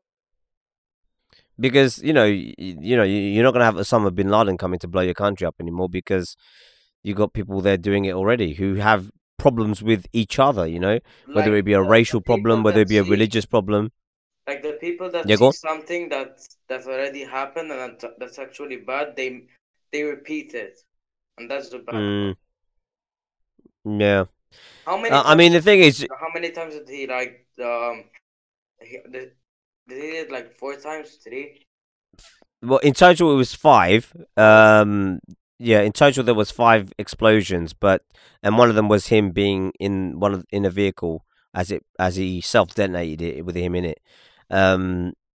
Yeah. So I mean, the thing is that I mean those kind of reports, those kind of acts of violence that happen normally is associated with terrorism, but because it's a white man behind the whole thing that's happening, it's kind of taken a back step on whether it is terrorism or not, or it's just it's just a hate crime. But should it be seen any different? What do you mean about like different? Like, should it be seen different from terrorism, or should it be classed as terrorism? It's that's terrorism. That's called terrorism. So yeah. Do you think? I mean, obviously, you live in Malta. I mean, in Malta itself. I mean, I don't know the demographics of Malta's society, but is there like a racial tension between certain different sects of people in Malta? No, everything's fair. So everyone is equal, basically, you'd say. Yeah. And you don't see like discrimination between different types of people, whether they're religious or color skin or whatever. No. In my country, everyone's like quiet and all that stuff. They don't give a fuck. They like say they're people, they're human beings. They're like us. Just respect. So do you think what do you think is the problem with America? I actually don't know. Why do these things seem to happen in the United States of America? It doesn't happen in Canada. Doesn't happen in South America, which you think it'd be more volatile there because there's more problems over there. There is issues that happen there. Don't get me wrong, but the things that we get to see a lot of, which is, you'd say America is probably like one of the most developed countries in the whole of the world. You know, with what... I was actually asking that question to myself. Why like America the most? I actually don't know. Because like I actually don't know why. It's just America. Like the most that I hear about tourism is like Turkey sometimes. Like, America the most though. Like personally myself, my dad's Turkish and like he watches TV and like the news is about terrorism and all that stuff. Like I've been sick of it. Like No, I completely get that. Crazy Holes, last but not least. Moving to America. Was it a good move, or is the terrorism just getting too excessive over there? Is she even here? Is she even here? Yeah, she's here. I can see her face. Oh, crazy!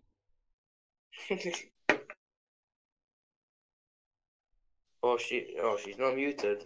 Oh. She's not muted. She should hear me. Crazy?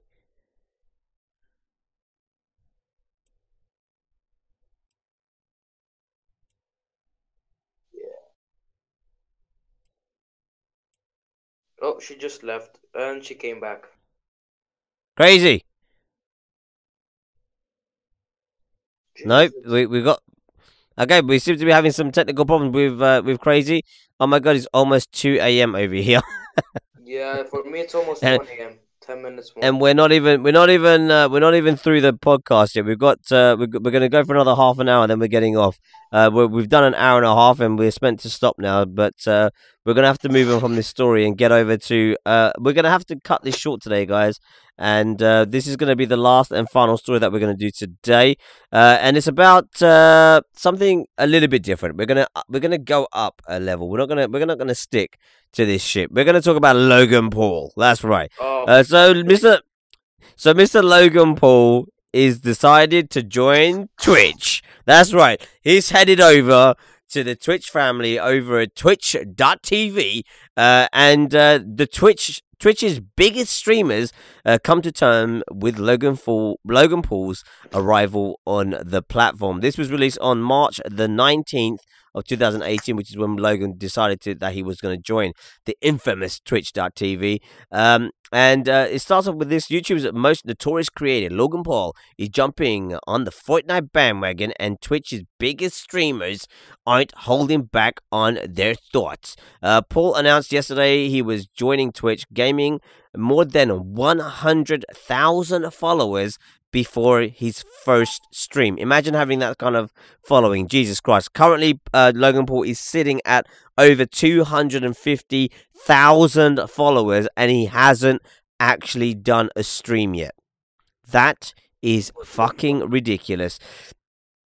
Paul's interest in Fortnite, alongside his brother Jake, who also recently announced the launch of a gaming operation to get in on Fortnite hype, didn't go unnoticed by the larger gaming or streaming community, while naysayers were too quick to speak up and protest Paul's arrival on the platform, pointing to his recent YouTube history as a cause for concern, and his latest vlog as evidence that Paul was clickbaiting his way into Fortnite success. Other well-known casters tried to find the good by saying things like summiting one of the most popular streamers in the world tweeted that Paul's arrival on Twitch might encourage newcomers to watch other channels and participate in Twitch overall. And there was one thing to say, Ed, which is I don't think people should be upset at all about Logan Paul on Twitch. Summit T1G said the amount of people he can bring over here from YouTube can only be a good thing from the site, and has a potential of some of those people staying and lurking other channels. Use your business mind on this one, dudes. Aiming that at everybody else. But there was a lot of people who weren't happy, including Candyvan, who said, why is everyone concerned about Logan Paul coming to Twitch? He tweeted, that's a very large influx of new viewers being brought to the platform. But the thing is, my kind of takeaway on this is that someone like Logan Paul comes over to Twitch and is gonna, we know what he is all about, especially those of us who obviously are on YouTube. We know what Logan Paul, how he's clickbaiting like a crazy person. So in the same respects of him clickbaiting over at YouTube, he's brought the same kind of stance over to Twitch. I mean, who the hell gets 250,000+ followers before they even do their first friggin' live stream? That doesn't exist. This doesn't happen, you know. And it goes to show the following that Logan Paul has on the platform, and the kind of influence that he has, and the kind of people that he is bringing. He's bringing big numbers, and the numbers only going to get bigger unless he doesn't decide to do it in the end anyway, because he maybe think it's a bad business venture or whatever. But nevertheless, he's here to stay, and he's not going anywhere. So the thing is that how do we welcome him? I mean, what I'd say is I want to bring Dennis Jacizi into this, because Dennis is a prominent YouTuber himself, with over 1.2 thousand subscribers over on his channel. And Dennis, what's your takeaway on Logan Paul switching from the YouTube platform, heading over to Twitch to try and gain some extra I don't know, some extra traction over here and ride the Fortnite bandwagon, as they say. Do you think it's a good thing for Twitch, or is he just going to cause more problems for the rest of us smaller streamers, as he's done over at YouTube already? I don't think he's gonna like. I don't think that he did something bad by just joining Twitch, but yeah, I don't think he's gonna do like something bad like if he joined Twitch. Like, well, he just wants to like get more followers and all that stuff. I don't know, but yeah, he's like I think he's like kind of a bit bored of the vlog, so he like went to see how Fortnite is, and he like just loved it.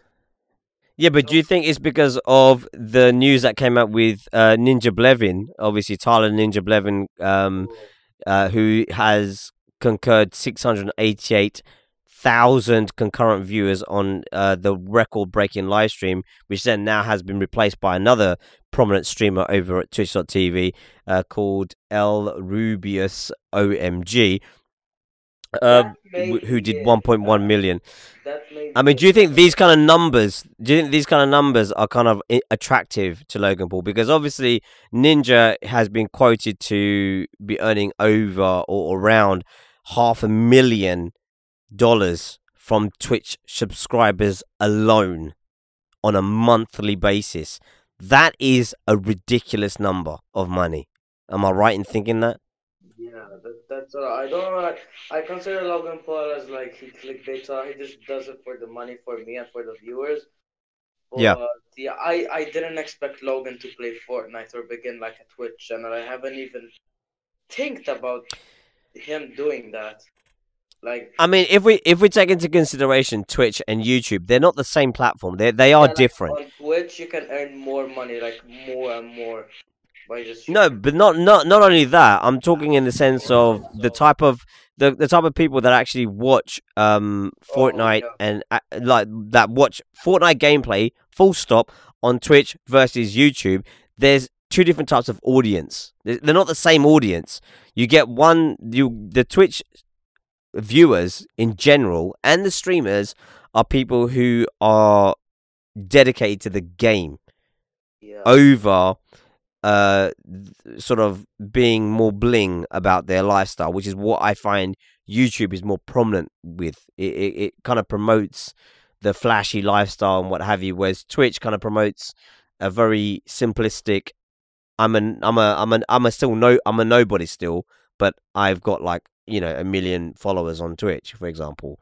So the audience is different. It's not the same kind of audience. That you can't do the same thing that you did from YouTube to Twitch because it just doesn't work. I know that from being a Twitch streamer. You can't do that. You got to be either when you're on Twitch, you got to be a certain way. When you're on YouTube, you got to be a certain way. It's quite difficult to work both platforms. Even though I try to do it, it's very difficult to have this. The audiences are different, completely different from Twitch and from YouTube. And do you think Logan realizes that there's going to be a massive conflict? People aren't going to click on his videos because they know that he's not an actual gamer.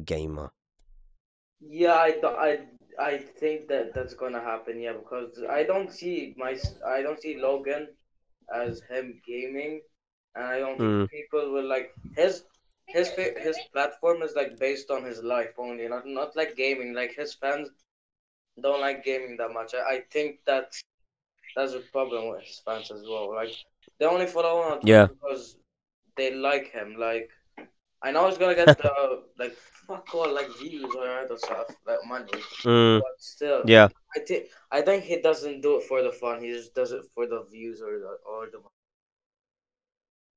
But I mean, okay. I mean, I'll bring Exodus D into this. Exodus, do you think Logan Paul's arrival on Twitch is going to cause a big problem for those of us who are small streamers on Twitch, as he did on YouTube?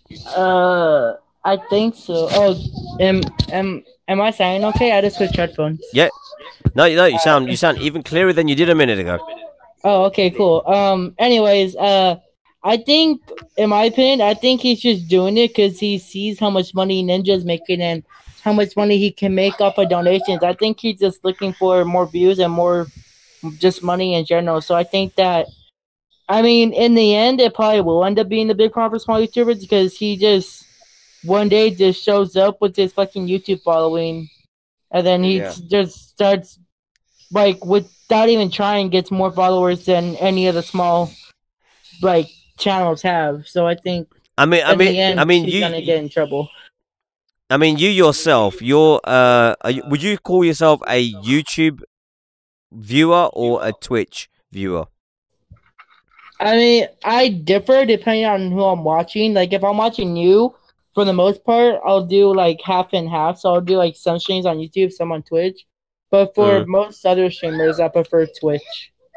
Right, and obviously, watching those other streamers that you watch on Twitch, you go to those sort of streamers because you're trying to gain, how can I say? You're trying to gain people who are more dedicated to the game. Yeah, that's why I watch Star streams.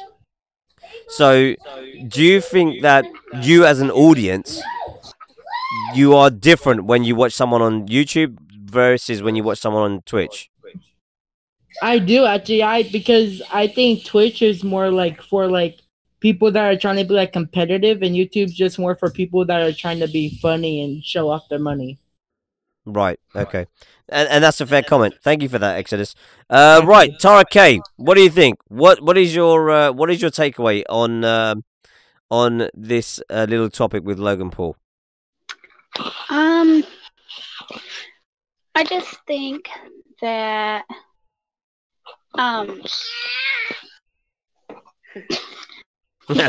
Kitty cat.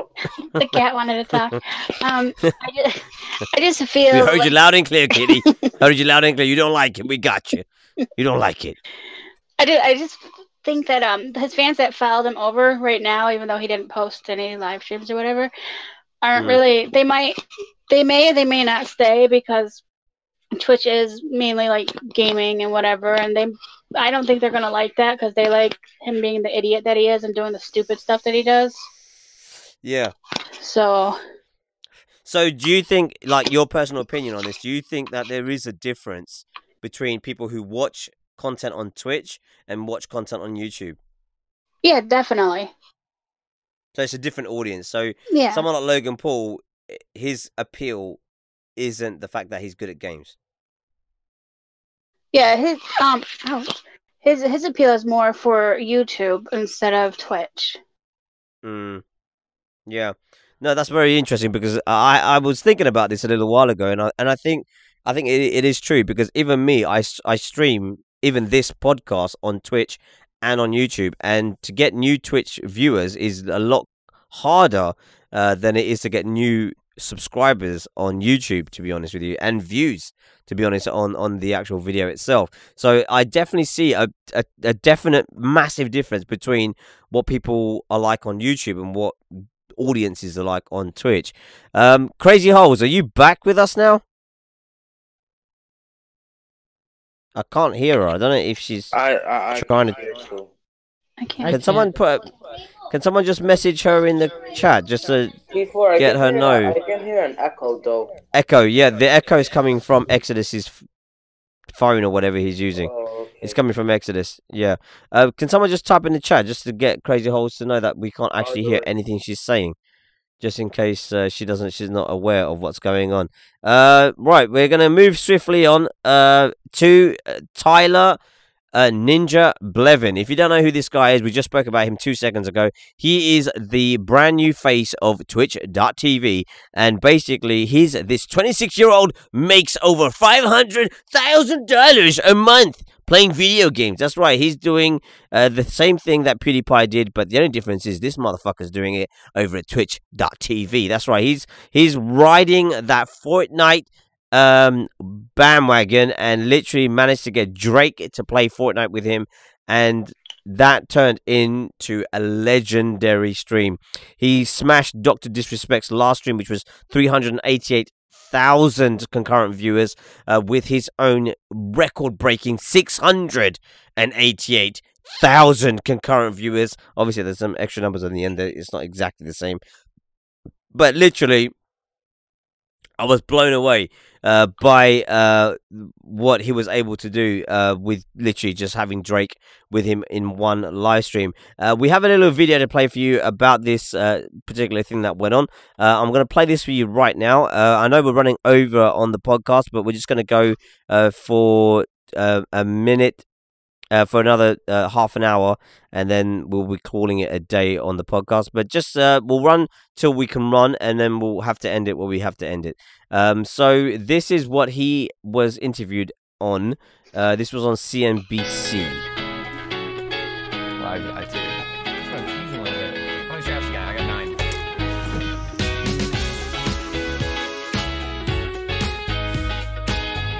Where is most of your income coming from, and how important is Twitch becoming in this gaming ecosystem? Right. A lot of the income is definitely coming from the Amazon and like Twitch Prime subscribers. We also just hit 5 million subscribers on YouTube as well. And Instagram just hit over 1 million followers, and I'm almost there on Twitter. And just the combination of all of those things is really where just the collective revenue is coming from.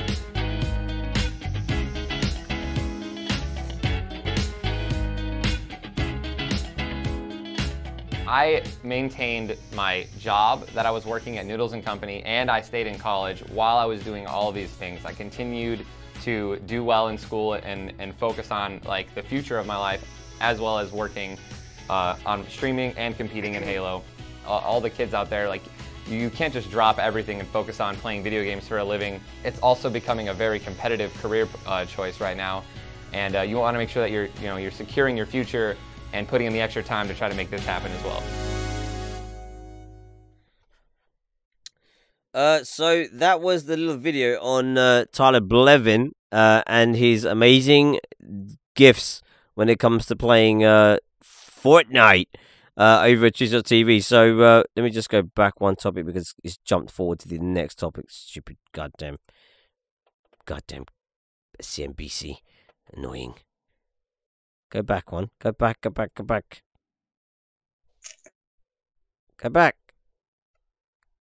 Why won't it go back? It won't go back. Okay, here we go. We're back.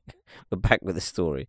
So yeah, Tyler Blevin making waves on Twitch.tv, and there's been some controversy around Tyler Blevin, which I want to bring to your attention. You probably know all about it already, but basically he was caught. Now, with the record-breaking 688,000 concurrent views that he did on his live stream with Drake, he got beaten by another streamer.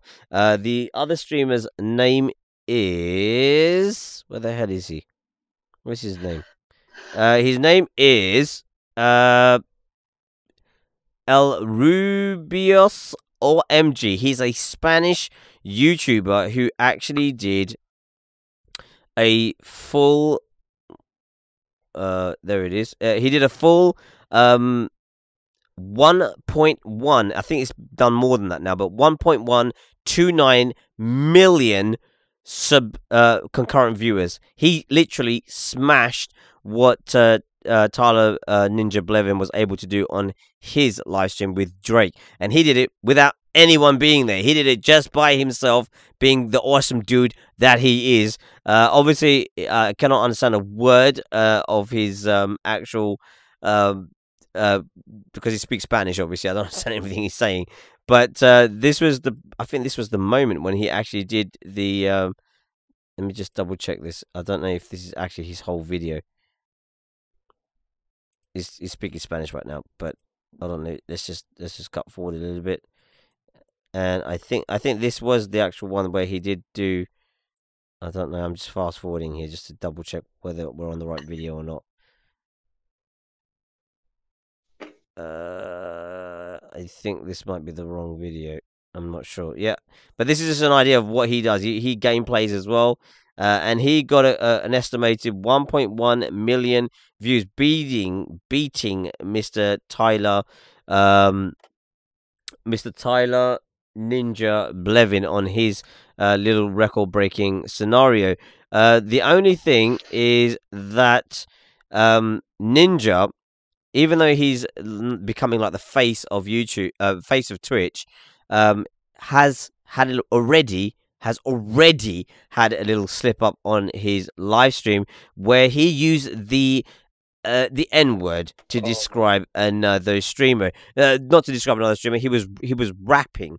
He was rapping a tune from a rap song, and he was caught saying the N-word, which doesn't actually exist in the song. So yeah, so basically he said it even though it's not. And basically this video that I'm going to show you, this clip, is the person that he was playing with, who was actually reacting to what he was doing. And you actually hear his reaction because you hear him singing it in the background. So I'm going to play this for you guys now if you haven't heard it before, so you get an idea of what we're talking about. So this is going to play on and going like the Energizer. Yeah, I'm supplying the wood like Elijah. These are smoking the indica, monica, part of Elijah. They say, life is a bitch and that is the case, and I finna surprise ya. Woo! So I don't know if you guys catch it. He actually says it at this point here. Just smoking the indica, monica, part of Elijah. They say, life is a bitch and that is the case, and I finna surprise ya. Woo! And he says it. He murs it once. He says it the first time clearly, and the second time he says it a little bit undertone. And basically, this is what he's been called out on now. Obviously, PewDiePie has been done for this already. There's been other things that have happened already on YouTube, which has caused some controversy on the platform, which is why everybody is under such tight ropes walking on YouTube platform currently. But Twitch has never really seen this kind of issue. The main issues that we've had with Twitch is pretty much girls showing their tits to get people to watch their stream. That's been the major issue with Twitch. Okay, nothing else.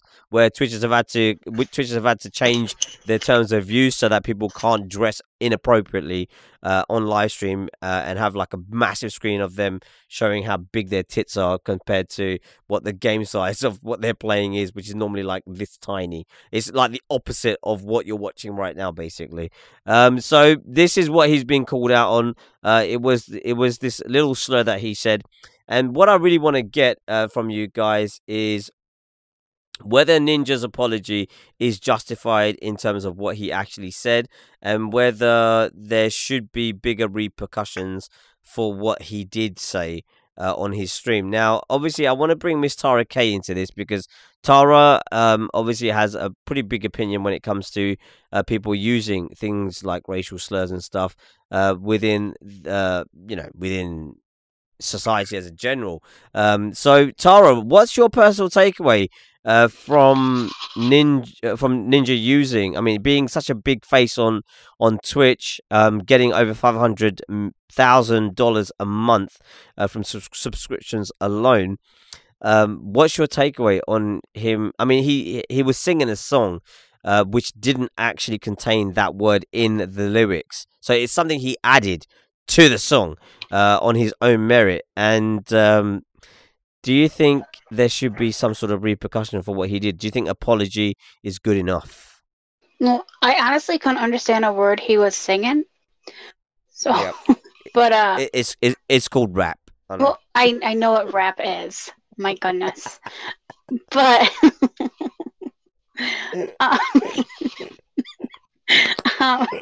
my goodness, yeah.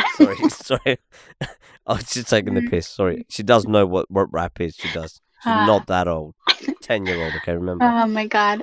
Yeah, but I mean, I can understand if the word was actually in the song, but for him just to put it in there was no need for it. But I don't know. Like, there's a lot of people that watch it. There's children that watch Twitch and stuff, and they don't really need to hear those words.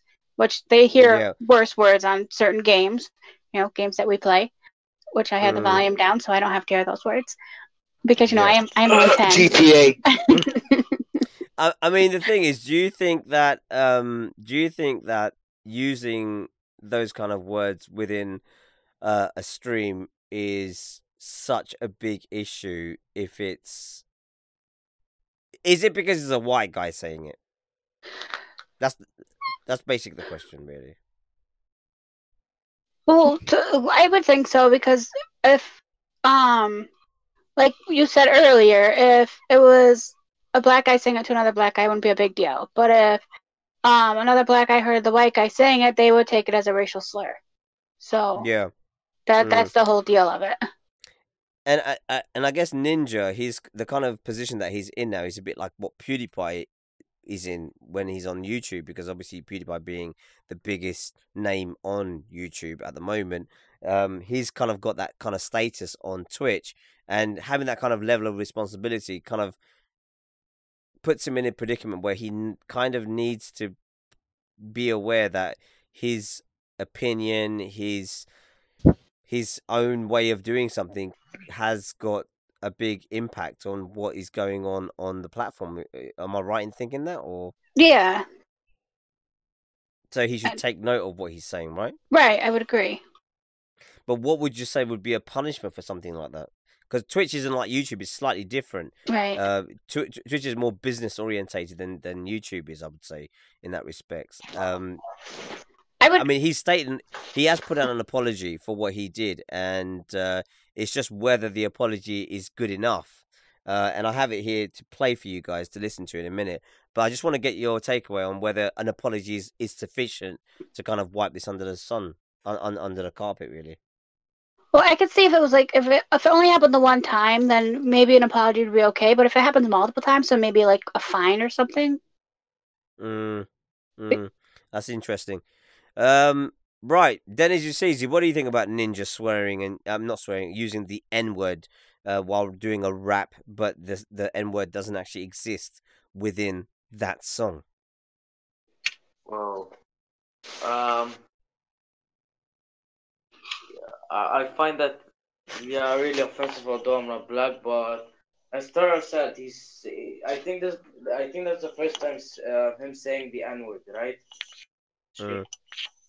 Like as Tara said, like if it happened once, like it's okay. But if it happened multiple times, then I would there would be some actions taken. Yeah. I mean, do you not think it's a bit sad that he added a word that doesn't actually exist in the song? Yeah, it's kind of sad, like him using the N-word in a song that word isn't in it, and he just added that, although he's not black and he's streaming. Yeah, it's like if I'm black, example, which I'm not, but still, and I'm watching his stream, like I'll get offended if he says that, but yeah, like I don't have nothing else to say other than that. Okay. Exodus D, what's your takeaway from Ninja Blevin being such a big prominent figure on Twitch's platform now? What do you think it should be? I mean, should he just be let off the hook because it's his first time, or do you think the fact that he consciously made a decision to add that word into a song that doesn't exist? I mean, in a way, like, we don't know if he said it like just throughout his daily life. All we know is what we have recorded. So for all we know, he could say it on the daily, but it was just recorded once. Yeah, but I mean, the sad thing. Yeah, go on. I just think overall that like it was kind of like it's kind of like when PewDiePie first said it, like he just said it as like a mistake. So I think like I understand that the word itself is like very like disrespectful and like messed up, but like I don't know, like I mean I feel like something should happen, but it shouldn't be too drastic. Right. Okay. Give him scope to learn from. Is that what you mean? Yeah. Crazy Holes, are you back with us now, young lady? Yeah. She's back, everyone. She's back. You've missed like 4 topics. But anyway, so, Miss Crazy Holes, what do you think about this particular little incident that took place with Ninja? Well, I'd say probably the same as what everybody else has said. Pretty much, I think things have just been taken, a little bit too far, kind of thing. So, do you think him adding the N-word into a song that doesn't actually have the N-word present in that song is fine. It's one of those ones where it's another one of those ones where it's 50-50 again, because some people might see it as one perspective, but I mean, it's kind of one of those things where I just don't. I know the answer to it, but it's just how do you exactly answer to it, kind of thing. So I mean, do you think that? I mean, what if there was a punishment that could be issued out for this kind of behavior on Twitch? What do you think he should get for doing that? I'd say probably something like a fine, and maybe like a kind of like a little ban or something for that for a certain amount of period of time. So like not forever, but like maybe just like a certain, maybe like something like 2, maybe 3 months or something like that. Do you think that an apology makes up for what he said? Yeah, I'd definitely say so. Yeah. So on that note, I'm gonna play the apology that he put out about this little incident that took place. So listen out and let me know what you think about his apology after the video finished playing. So this is what he had to say. Entire internet. Including people that care about me. The last thing I need, I don't need to know. I don't need people to tell me why I shouldn't have done it and what I had to lose. I know. Okay. I don't want to say I got lucky, but like I did. So let's just, let's fucking get over it. Okay?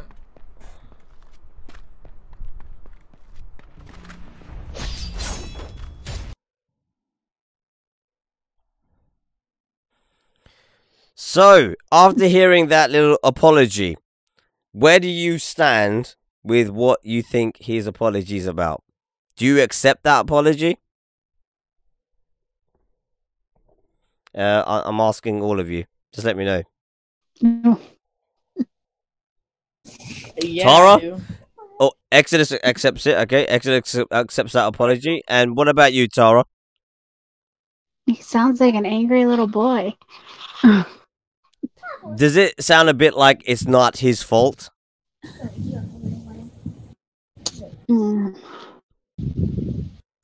He's giving off that vibe where he sounds like he doesn't want to take responsibility. Right, Am I wrong in thinking that?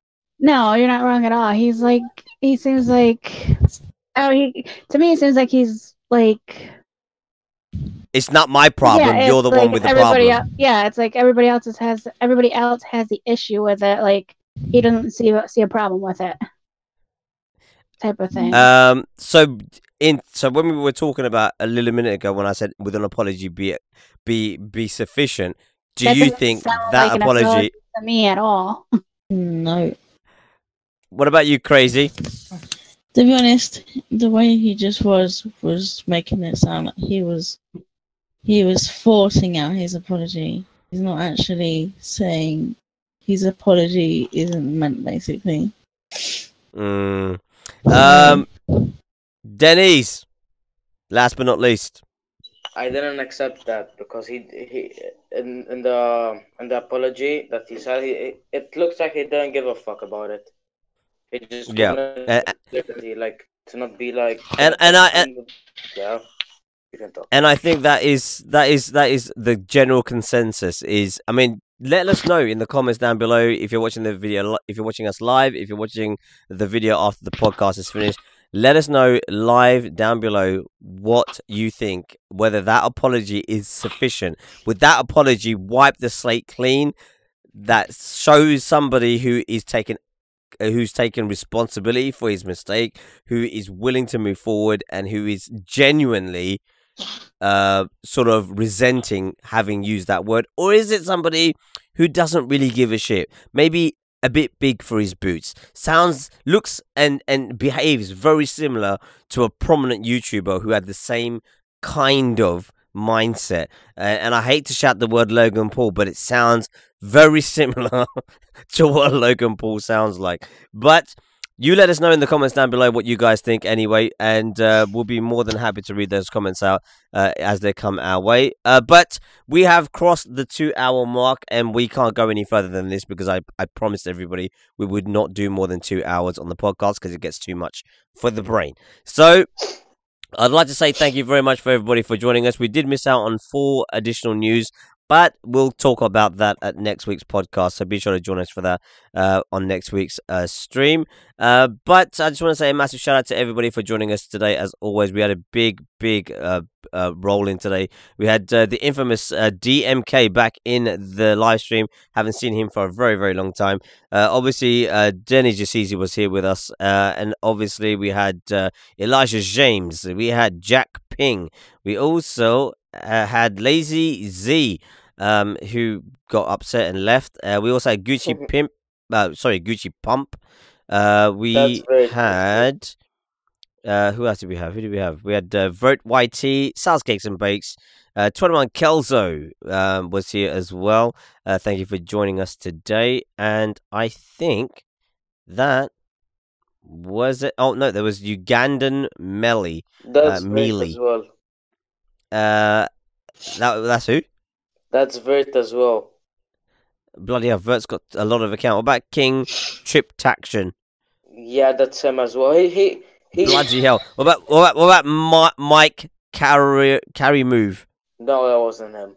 He that was somebody else. Okay. 4 accounts because like the other guy kept on banning. Kept timing him out. And over at twitch.tv we had the infamous Tara K.